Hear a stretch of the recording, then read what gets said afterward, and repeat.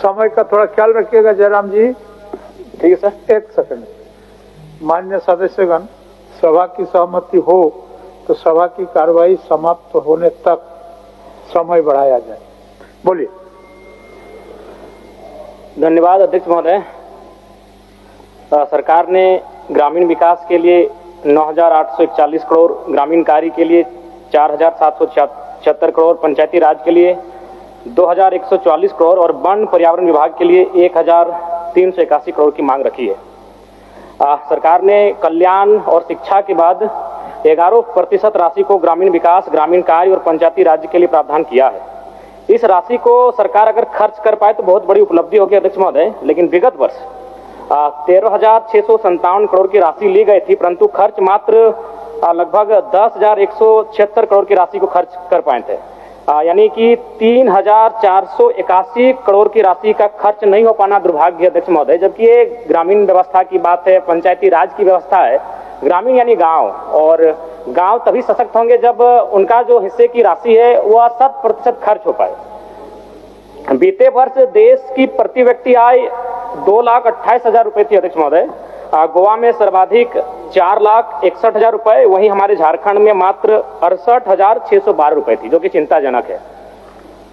अध्यक्ष महोदय, भारत की आत्मा गांव बस्ती है। ग्रामीण विकास को मापने के लिए प्रति व्यक्ति आय एक अच्छा पैमाना है। जब झारखंड राज्य को अलग किया गया था उस समय हम लोग प्रति व्यक्ति आय में 26वें स्थान पर थे, और बड़ी दुर्भाग्य का बात है आज भी हम लोग 26वें स्थान पर बरकरार है अध्यक्ष महोदय।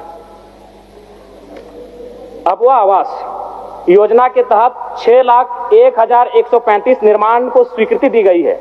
इसके लिए सराहनीय पहल है, लेकिन मैं बताना चाहूंगा अब तक 19,685 कार्य ही पूर्ण दिखाए गए हैं। अगर इसी गति से अगर काम होगा अध्यक्ष महोदय तो हमें लगता है 25 साल का समय लगेगा, जो कि एक चिंताजनक विषय है। अध्यक्ष महोदय,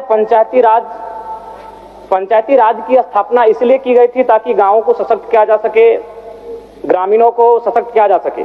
लेकिन आज अगर बात करें झारखंड में पंचायती राज व्यवस्था की बात करें अध्यक्ष महोदय, तो ये व्यवस्था कहीं ना कहीं जो हमारे जनप्रतिनिधि चुन के आते हैं उन्हें उचित अधिकार नहीं दे पाई है।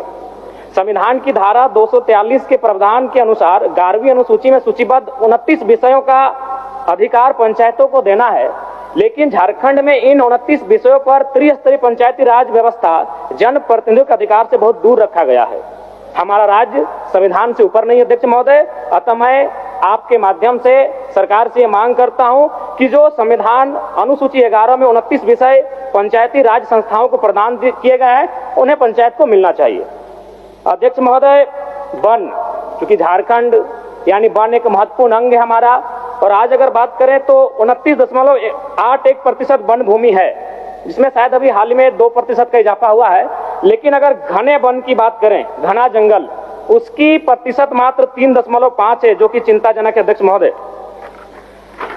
अध्यक्ष महोदय, WHO का रिपोर्ट है कि झारखंड में प्रदूषण को लेकर अलर्ट जारी किया गया है, और अगर प्रदूषण की बात करें तो धनबाद जिला सबसे आगे है।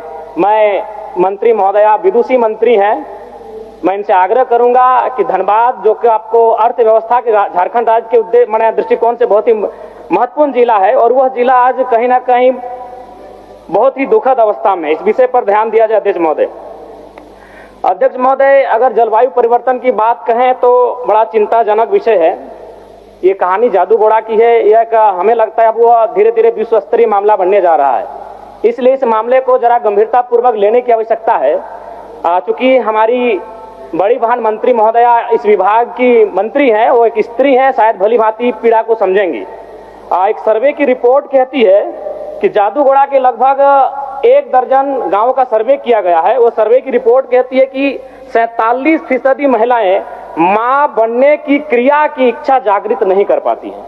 यानी मां बनने की जो क्रिया है उस इच्छा को जागृत नहीं कर पाती है। वो रिपोर्ट कहती है 47%। 30% जो महिलाएं हैं अध्यक्ष महोदय, उनमें गर्भपात हो जाता है। कारण क्या है ये सबको मालूम है, यूरेनियम का खनन और उसके रेडिएशन से जो प्रभाव पड़ता है, कहीं ना कहीं जादूगोड़ा के जो जीवन है उसे अस्त व्यस्त करके रखा गया अध्यक्ष महोदय।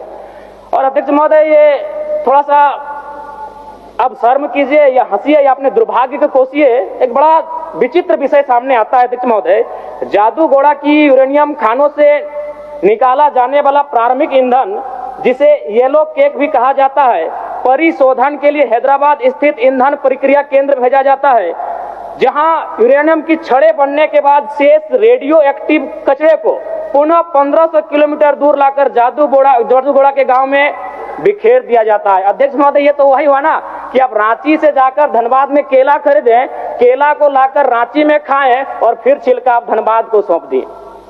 कारण क्या है? ये बहुत गंभीर विषय है।